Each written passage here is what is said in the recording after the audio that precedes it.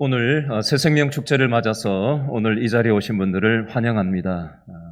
배우자가 같이 가자고 해서 오신 분도 계시고, 엄마가, 아버지가 같이 가자고 해서 오신 분도 계시고, 또 친구가, 또 이웃이 또 같이 가자고 해서 내가 당신 얼굴 봐서 한번 가준다 하고 오신 분도 있는 걸로 알고 있습니다. 어찌 오셨든지 잘 오셨습니다. 저를 한번 따라해 주시기를 바랍니다. 하나님은 나를 있는 모습 그대로 사랑하십니다. 자, 우리 손을 들고 앞뒤 좌우에 한번 돌아보시고 잘 오셨습니다. 앞뒤 좌우에 한번 돌아보시고 인사하겠습니다. 잘 오셨습니다. 반갑습니다. 오늘은 추수감사절입니다. 추수감사절은 언제부터 어떻게 시작되었을까요? 미국하고 캐나다가 있는 북미 대륙을 개척한 사람들이 영국에서 처음에 살다가 신앙의 자유를 찾아서 미국으로 이주를 하게 되었습니다. 그게 1620년 9월 6일이었는데요.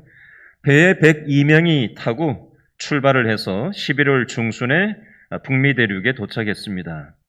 그리고는 겨울을 지나는 동안 하루에 많이 죽을 때는 2명도 죽고 3명도 죽고, 이제 기후나 또 땅에 적응을 하지 못해서 많은 사람들이 죽어나가고요. 102명이 배 타고 가서 겨울을 넘기면서 50명만 살아남았다고 합니다. 봄이 되고 나서 땅을 개간하고 씨를 뿌리고 가꾸어서 첫 추수를 하게 되었고요. 그래서 그해 가을에 하나님께 감사하면서 첫 추수감사절 예배를 드렸습니다. 그리고 1789년 미국의 초대 대통령인 조지 워싱턴이 추수감사절을 국가 기념일로 선포했습니다. 추수감사절은요, 한 해 동안 살아온 것은 내 힘으로 된 것이 아니다. 하나님의 은혜로 살아왔음을 믿고 감사하는 시간이 추수감사절입니다. 추수감사주의를 왜 만들어 놓고 지키는 걸까요? 이 세상 많은 사람들은 내 힘을 믿고 살아갑니다. 돈을 믿고 사는 사람도 있고요. 관계를 믿고 살아가는 사람도 있고요. 여러 가지 방식으로 자신의 삶의 안전장치를 만들면서 살아갑니다. 그러나 추수감사주일의 의미는 내가 만들어 놓은 안전장치가 나를 안전하게 만드는 것이 아니라 하나님을 인정하고 하나님을 믿고 의지할 때 내 인생이 이 땅에 100년 남짓되는 삶만이 다가 아니라 영원한 삶도 있는데 그 모든 삶의 영역이 안전할 수 있음을 믿고 의지하고 감사하면서 이걸 기억하자는 의미가 바로 추수감사주의를 만들어 놓은 의미가 되겠습니다. 이 밑에 보시면 여러 가지 곡식과 과일들이 장식이 되어 있습니다. 오늘 이 예배가 마치고 나면요, 오늘 오후에 이것을 분리를 해서 또 이 도움의 손길이 필요한 분들에게 다 나누어 드릴 것입니다. 조금 전에 제가 단에 올라오기 전에 여러분들 영상을 보셨잖아요. 닉 부이치치라고 하는 이 사람은요, 팔과 다리가 없는 상태로 태어났어요. 오늘 영상은 좋은 긍정적인 면만 비춰드렸지만 사실 이 사람도 삶의 의미를 깨닫기 전에는 삶을 여러 차례 포기하려고 했던 적이 있었던 사람이었습니다. 그러나 조금 전에 자막 처리가 된 내용을 여러분들 멀어가지고 글씨가 보였는지 모르겠는데요. 눈에 띄는 단어가 하나 있었어요. 자신이 그런 자살 충동도 겪으면서 삶의 의미를 찾지 못했을 때도 있었지만 삶의 의미를 깨닫고 인생의 교훈을 얻었다. 그러고는 뭐라고 아까 얘기했지요? 감사하면서 나는 살아가고 있다. 라고 아까 얘기를 했습니다. 여러분, 감사는요, 상황에서 나오는 게 아닙니다.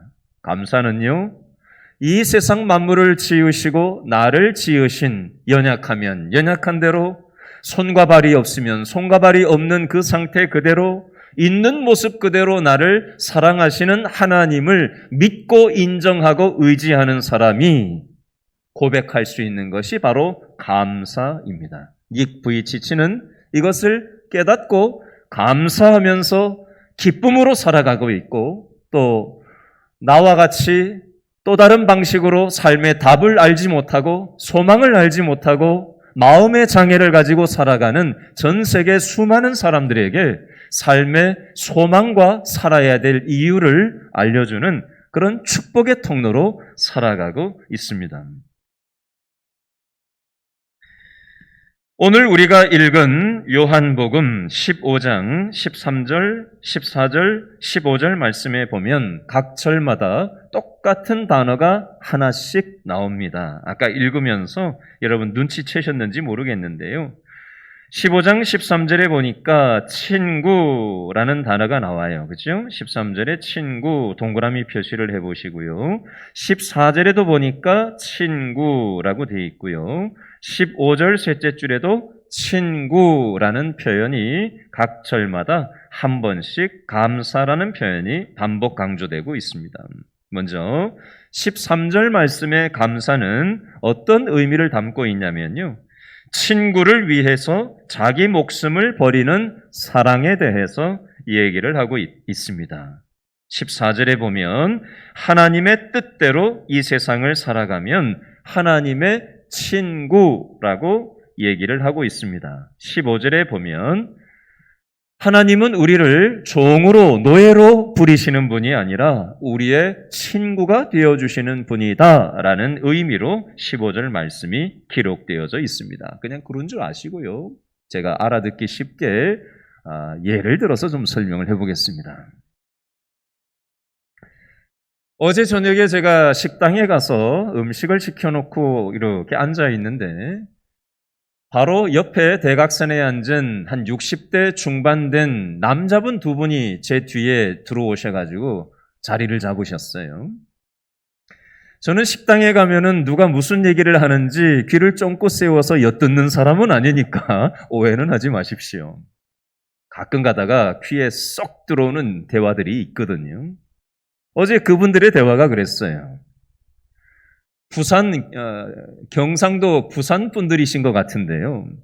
우리가 옛날에 어렸을 때, 부산에서 놀았던 이런저런 얘기를 이제 하시더라고요. 그러면서 한 분이 앞에 앉은 친구한테 이런 얘기를 하세요.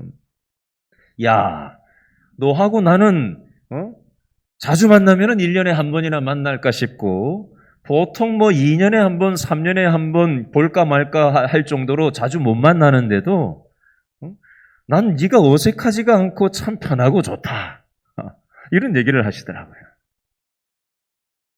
그리고는 한 분이 이런 얘기를 하세요. 옛날 얘기를 하는데 무슨 얘기를 하시냐면 야, 내 딸을 네 딸이 와가지고 영어 과외를 우리 집에 와서 몇 달 동안 시켜준 적이 있지 않냐? 그런 일이 있었어? 이러더라고요.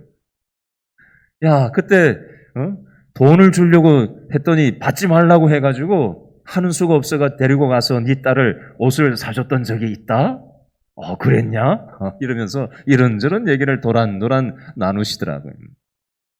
그분들이 서로 친구끼리 허심탄회하게 자기의 삶을 이렇게 저렇게 살아온 세월을 얘기하는 걸 들으니까 저도 제 친구가 생각이 나더라고요. 친구를 찾아가고 싶은 마음이 들더라고요.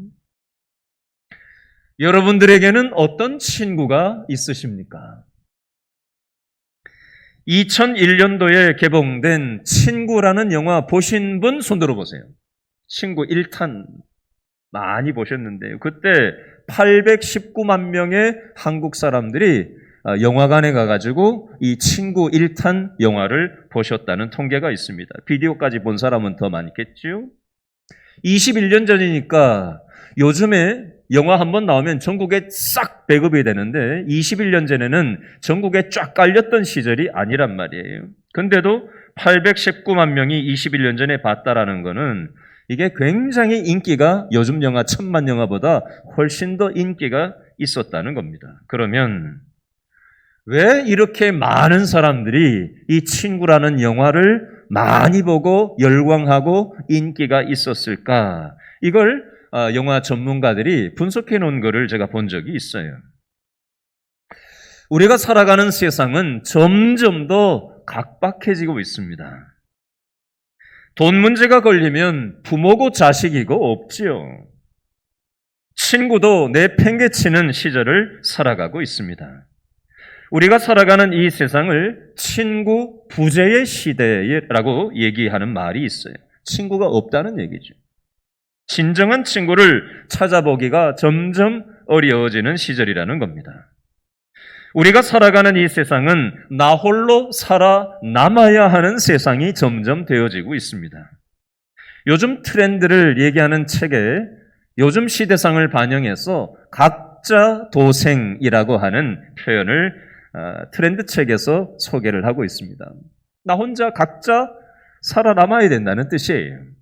각자 도생의 시대에 친구를 위해서 목숨을 아까워하지 않는 이 친구들의 우정을 그리워하는 마음이 많은 사람들이 친구라는 영화를 찾게 했다라는 것입니다. 여러분, 저에게도 친구가 있습니다. 그 친구와 제 평생에 잊어버릴 수 없는 추억이 있어요. 우리 성도들에게는, 기존에 나오시는 성도들에게는 제가 여러 차례 말씀들이 있는 얘기인데요. 오늘 처음 교회에 오시거나 오랜만에 오신 분들에게는 못 들어본 얘기일 것 같아서 여러분들이 이해하기 쉬운 언어를 어떻게 찾을 수 있을까 고민하다가 이 얘기를 하는 것이 도움이 되겠다 싶어서 다시 한번 재인용을 하려고 합니다. 제 친구와의 잊을 수 없는 추억은 언제였냐면요. 지금으로부터 한 25년 전으로 거슬러 올라가야 됩니다. 28년쯤 됐나요? 제가 대학생 복학했을 때 얘기인데요. 저는 그때 교회를 다니지 않았습니다. 군대 제대하고 나서 교회를 다니지 않았어요. 저는 제 인생을 열심히 살아보겠다고 교회도 안 다니는 사람이 술도 끊고 담배도 끊고 열심히 저의 최선으로 저의 삶을 살아내려고 애를 썼습니다. 그러던 어느 날 제 자취방 2층에서 저녁을 먹고는 창문을 열고 이렇게 창틀에 이렇게 팔을 이렇게 대고는 바깥을 이렇게 보고 있었어요. 그런데 저쪽 끝에 하늘에 저녁 노을이 예쁘게 물들어 있었습니다. 그래서 그 모습을 제가 이렇게 보고 있었어요. 마치 한 폭의 그림같이 아름다운 저녁 노을이었습니다. 그런데 조금 있다가 보니까 저 골목 끝에서 아이 엄마하고 한 4-5살이나 됐을까 싶은 남자 꼬마 아이가 아들로 보이는데 엄마 손을 잡고 저 끝에서 제 자취방 골목 삼거리 쪽으로 이렇게 걸어오는 거예요. 그런데 그 저녁 노을과 함께 그 엄마와 손을 잡은 아이의 모습이 진짜 너무 보기가 좋았어요. 그래서 제가 이렇게 보고 있었어요. 한참 제 집 앞으로 가까이 요만큼 왔는데요. 그 꼬맹이 아이가 무릎팍을 밑에 뭐가 있었나 봐요. 발 밑에. 그래서 팍 걸려가지고 아이의 무릎팍이 땅에 콱 박으려고 애가 탁 중심을 잃었는데 아이 엄마가 어떻게 하는지 아세요? 잡고 있던 아이 손을 어떻게 할게요? 탁 치켜세워 일으키더라고요. 넘어지지 않도록. 제가 그 모습을 보면서 어떤 마음이 순간 쓱 스쳐 지나가고 어떤 마음이 감정이 확 몰려들었냐면요. 제가 지금 여러분들이 제 얼굴이나 제 느낌을 보면 어떤 느낌이신지 모르겠는데요. 저는 그 당시에 제가 요즘 그 당시에 찍어놓은 제 사진을 보면요. 무슨 현상수배범 같았어요. 아래 위로 까만 옷을 입고요. 얼굴도 굉장히 어둡고 뭔가 안정되지 못하고 그런 어떤 표정이나 느낌으로 제 삶이 비틀거리면서 살아가고 있었어요. 술, 담배를 다 끊고 내가 내 인생을 최선을 다해서 살겠다고 아둥바둥 살아가고 있었지만 지금의 관점에서 제가 그때 제 사진을 들여다보면 길 잃은 방황하는 인생처럼 보였습니다. 여러분, 저는 나름 방황이라는 걸 좀 했던 사람이거든요, 과거에. 그걸 짧은 시간에 다 열어서 말씀드릴 수는 없고요. 그 아이의 넘어지려고 하는 그 모습 속에서 저의 방황했던 그 순간이 생각났던 거였어요. 그런데 그 엄마가 아이가 무릎을 땅에 콱 찍으려고 할 때 손을 치켜 세우는 모습에서 어떤 마음을 느끼게 됐냐면요. 여러분들은 이 상황을 어떻게 느낄지는 모르겠지만 전 이렇게 생각했어요. 하나님이 이 아이의 모습, 넘어지는 모습을 엄마가 지켜 세우는 모습을 통해서 하나님이 내 방황하는 인생을 내 인생의 손을 놓지 않으시고 잡고 계셨다라는 그 사실이 그냥 훅 다가왔어요. 그리고 나도 모르게 고개를 왜 그러고 돌렸는지 모르겠는데 뭐 어떻게 하다가 고개가 딱 왼쪽으로 돌려졌거든요. 근데 저쪽에 교회 십자가가 저녁에 불이 들어오잖아요. 빨간 게 딱 눈에 보이는 거예요. 그러면서 또 한 번 가슴에 복받치는 무언가가 확 올라왔어요. 그리고는 첫 번째 어떤 생각이 들어왔냐면요. 기도하고 싶다라는 마음이 어렸을 때 교회 다녔던 적이 있었거든요. 중고등학교 때까지. 첫 번째는 기도하고 싶다라는 마음이 들어왔고요. 두 번째 생각은요. 담배를 피우고 싶다라는 마음이 들어왔어요. 난데없이. 담배 피워보신 분들은 무슨 느낌인지 알 거예요. 두 가지 중에 저는 기도를 선택하지 않았고요. 담배를 끊었던 담배를 일부러 사가지고 와서 담배를 피웠습니다. 담배 연기가 제 온몸으로 들어가서 코와 입으로 담배 연기가 나오면서 또 하나 나왔던 게 있어요. 그게 뭐냐면 쓴 웃음이었어요. 하나님은 이런 상황을 통해서라도 저를 깨닫게 해주기를 원하시는데 나는 이 모양으로밖에 반응할 수 없구나라는 쓴 웃음이었습니다. 그리고 또 하나가 있는데요. 하루는 학교에서 도서관 문 닫을 때까지 공부를 하고 자취방에 돌아와서 싹 씻고 이제 한 밤 11시가 돼가지고 제 아지트가 있었거든요. 제 자취방 앞에. 큰 나무가 하나 있었는데 그 나무 밑에 앉아가지고 하루를 마감하면서 하늘을 이렇게 쳐다보고 있었어요. 하늘에 별이 막 떠 있었는데 그 중에서도 유독 큰 별이 눈에 띄더라고요. 그래서 별들을 보다가 그 큰 별에 눈이 멎어가지고 계속해서 그 별을 쳐다보다가 이제 계속 쳐다보면 목이 아프잖아요. 그래서 고개를 잠깐 숙였다가 또 다시 이렇게 고개를 딱 들어가지고 그 별을 쳐다보려고 딱 고개를 들었는데 그 별이 어디로 갔는지 보이지가 않는 거예요. 그래서 제가 고민을 했죠. 아니, 별이 어디 갔지? 고민을 하다가 고개를 갸우뚱하면서 각도가 약간 고개가 달라졌는데 그 별이 안 보이던 별이 딱 보이는 거예요. 그걸 통해서 제가 느꼈던 게 있어요. 별은 그 자리에 그대로 그 위치에 있었는데 뭐가 달라졌던 거죠? 내가 보는 각도가 달라졌던 거예요. 나무가 있으면 나뭇가지가 있잖아요. 그렇죠? 나뭇가지를 비껴서 별이 보였던 건데 보는 각도가 달라지니까 나뭇가지에 가려져서 별이 보이지 않았던 거였어요. 제가 그걸 통해서 이런 생각을 해봤어요. 하나님은 여전히 그 자리에 계시는데 내가 하나님을 보는 각도가 다른 각도라서 하나님이 안 계신 것처럼 생각하면서 내가 여지껏 살아왔었구나 라는 걸 깨닫게 되었던 적이 있었습니다. 여러분, 우리는 시력이라는 게 있어요. 시력은요, 볼 수 있는 영역만 보게 되어 있습니다. 그죠? 눈이 나쁜 사람은 안경을 쓰고 보기도 하고요. 또 수술을 해서 보이지 않는 시력을 교정을 하기도 합니다. 그렇죠? 그런데 우리의 육안으로 볼 수 있는 영역도 있지만 믿음으로 볼 수 있는 영역도 있습니다. 믿음이 없으면 보이지 않는 영역이 있어요.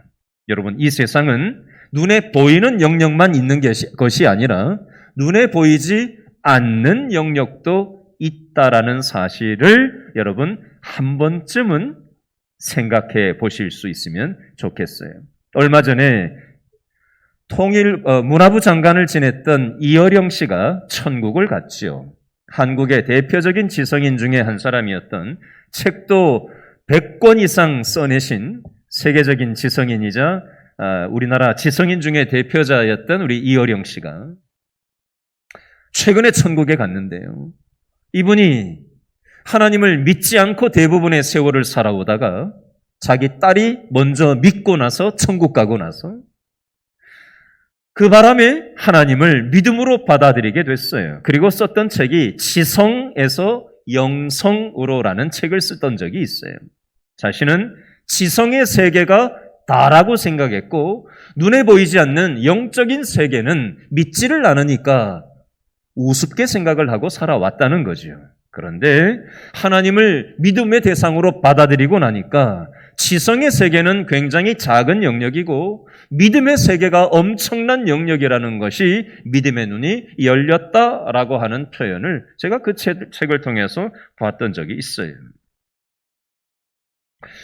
여러분, 오늘 설교 제목이 뭐라고 되어 있는가 다 같이 한번 한 목소리로 읽어볼까요? 주보에 보시면 있어요. 자, 순서지에 보시면 설교 해놓고 자, 설교 제목이 적혀져 있죠? 다 같이 한번 읽어봅니다. 시작. 나는 너를 한 번도 잊은 적이 없다. 제가 오늘 설교 제목을 왜 이걸로 정했는지 아세요? 제가 한 20 몇 년 전에 어떤 TV 프로를 봤던 적이 있는데요.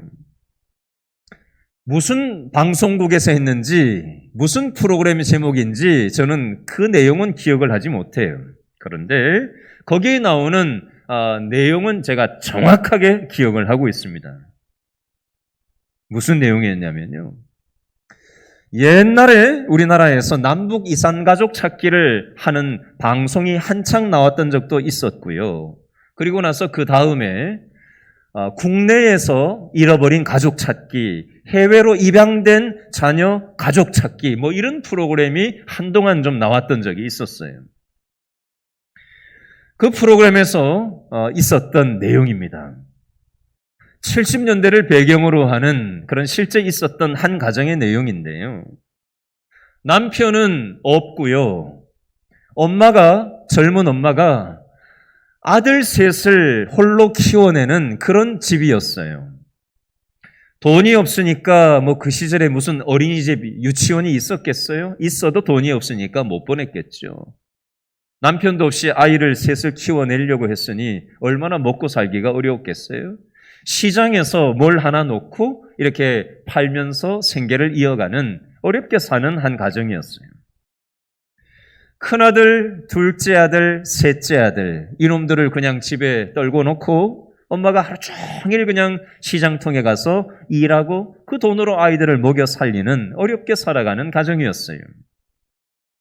큰 놈하고 둘째 놈은 지네들끼리 신나게 놀고 있었어요. 근데 셋째 막내 아이가 형들하고는 조금 나이 차이가 있고 또 엄마가 필요한 나이다 보니까 이놈이 큰 형들하고 둘째 형한테는 얘기도 안 하고 엄마 찾겠다고 울다가 이제 형들이 안 보는 틈에 엄마한테 나가게 된 거예요. 근데 어린 놈이 무슨 엄마가 어디 있는지 알 게 뭐예요? 가다가 길을 잃어버리고 울고 방황하고 헤매고 있는데 어떤 지나가던 사람이 이 아이를 발견을 하고는 길 잃어버린 아이인 줄 알고는 발견을 해서 시설에다 갖다 맡긴 거예요. 근데 그 시설에서 또 어떻게 감당이 안 되니까 해외 입양하는 그런 기관에다가 또 넘겨준 거예요. 그 아이가 방송국에서 수소문을 해보니까 30년이 지나가지고 수소문을 해보니까 독일로 해외 입양 간 것이 확인이 된 거예요. 그래가지고 엄마한테 그 사실을 알리고 독일에 있는 그 아들한테 엄마가 한국에 살아있다는 사실을 알리고는 엄마가 비행기를 타고 독일로 이제 가는 장면이 그 방송 프로에 나왔어요. 근데 엄마가 이 아들에 대해서 옛날 기억을 얘기하는데 뭐라고 얘기를 하냐면 이 아들이 지금 살아 있을지 죽어 있을지 알 수가 없고 30몇 년이 벌써 지났으니까. 그런데다가 이 아들이 손이 정상이 아닌 거예요. 살아있다고 하더라도 어디 가서 밥벌이라도 제대로 할 수 있을지 장애가 있는 아들이 마음에 또 쓰이는 거예요. 내가 아들을 지켜주지 못해서 너무 한스럽고 죄스러운 마음을 가지고 그 한 맺힌 30몇 년을 엄마가 보내온 거예요. 아들 입장도 또 힘들겠죠?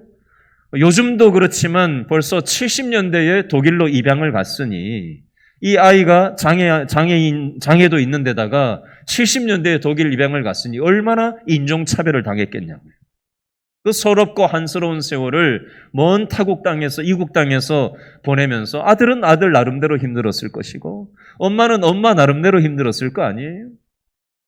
엄마가 다 떨어진, 요즘도 어렵게 사나 봐요. 다 떨어진 그 독일로 비행기 타고 가는데도 다 낡아 빠진 한복을 입고 비행기를 타고 이제 독일로 간 거예요. 독일의 한 강변에서 엄마는 이쪽에 서고 아들은 이쪽에 서가지고 엉엉 울고 서 있는 거예요. 그러다가 조금씩 걸어와서 이만큼 떨어졌는데 그래서 조금씩 다가가가지고 엄마하고 아들이 부둥켜 안았어요. 근데 카메라가 엄마하고 아들을 바짝 가까이에서 잡는데 보니까 온 몸이 그냥 바들바들 떨리는, 생각을 해보세요. 30몇 년 동안 보지 못했던 그 아들을 만난 거란 말이에요. 살아있는지 죽어있는지, 살아있으면 밥벌이라도 할지 얼마나 한스럽게 살아왔겠어요. 온몸이 그냥 바르르 떨리면서 얼마나 오열을 하는지. 근데 제가 그 장면을 가만히 보는데 엄마가 한마디를 반복해서 하는데 이렇게 얘기를 하더라고요. 내가 너를 한 번도 잊은 적이 없다. 내가 너를 한 번도 잊은 적이 없다. 울면서 통곡을 하면서 이 말을 연신하는데요. 제가 엄마의 그 얘기를 들으면서 이 생각을 해봤어요. 이 세상을 만드시고 저와 여러분을 창조하신 하늘 아버지께서도 저와 여러분들을 한 번도 잊은 적이 없다라고 말씀하고 계세요. 여러분, 이 세상은 코로나 시대 3년 차를 전 세계적으로 우리는 보내고 있고 현재 660만 명의 사람들이 코로나 때문에 사망을 현재 했습니다. 계속 진행형이죠. 성경에서는요, 온 인류는 죄 바이러스에 감염이 됐다라고 성경은 얘기합니다. 코로나에 걸리면은 백신을 맞아줘야 되는 것처럼 백신을 맞아도 잘 안 되죠. 죄 바이러스에 감염된 인류는 어떤 백신을 사용해야 될까요? 죄 바이러스에 감염된 그 결과가 어떤 결과가 나타나는 거죠? 이 세상 사람들은 100년 남짓 살고 죽어요. 죄 바이러스 걸리면 죽습니다. 죄 바이러스에 걸리면 가지가지 질병이 걸려요. 죄 바이러스에 감염이 되면 부모 자식 간에, 형제 간에, 이웃 간에, 동료 간에 관계에 어려움이 생깁니다. 이 세상의 모든 어려움들은 죄 바이러스에 감염된 증상이라고 성경은 설명합니다. 그러면 우리 인간 스스로 죽음의 문제를 해결할 수 있나요? 의학이 아무리 발달되고 약이 잘 나온다고 하더라도 질병을 잡아낼 수는 없는 거거든요. 영원히 이 땅에서 천년만년 살 수는 없어요. 인간은 유한한 존재입니다.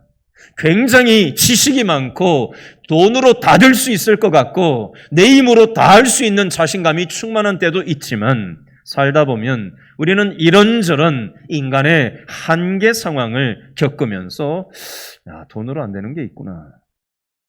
건강관리 아무리 잘한다고 다 되는 게 아니구나. 내 최선이 너무나도 보잘것이 없구나. 막다른 골목에 우리는 직면할 때가 있습니다. 그 한계 상황을 통해서라도 하나님은 깨닫기를 원하시는 거예요. 하나님이 손을 내미시는 거예요. 죄 바이러스에 감염된 인류를 위해서 하나님은 어떤 백신을 이 세상에 보내주셨냐? 교회하면 십자가잖아요.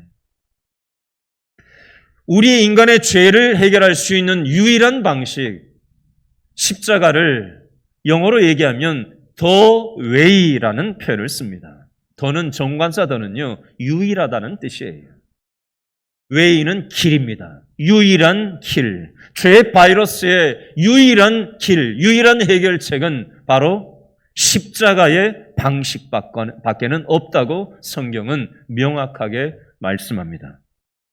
하나님께서는 이 세상을 만드시고 온 인류를, 사람들을 만드시고 나서 죄 바이러스로 인해서 하나님과 단절된, 그래서 죄의 결과물 때문에 곤고한 삶을 살아가는 인류를 바라보시면서 내가 너희들을 한 번도 잊은 적이 없다 라고 말씀하시며 이 죄 바이러스에 감염된 인류를 위해서 예수님을 말밥통에 사람의 몸을 입고 태어나게 하셨고 우리의 죄를 위해서 십자가에서 대신 죽어주셨습니다. 이 사실을 믿음으로 받아들이고 이 땅에 100년만이 아니라 앞으로 영원한 삶도 있을 텐데요. 그 영원한 삶 속에 우리의 영원한 완전한 친구 되신 하나님을 의지하여 하나님을 기억하며 살아가게 되는 저와 여러분 다 되실 수 있기를 바랍니다. 기도하겠습니다.